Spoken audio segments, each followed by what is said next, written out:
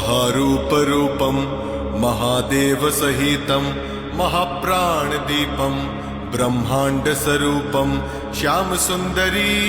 जननी रूपं श्यामसुन्दरी जननी रूपं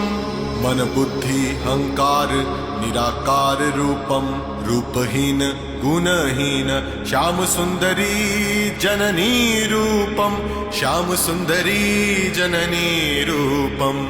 सर्वदुःखनाशिनीं सन्तानशोकहारिणीं दुर्जनो भयङ्करीं भक्तजनरक्षिणीं जननी जन्मदायिनीं श्यामसुन्दरी जननी स्वरूपं श्यामसुन्दरी जननी स्वरूपं श्यामसुन्दरी जननी स्वरूपं श्यामसुन्दरी जननी स्वरूपम्।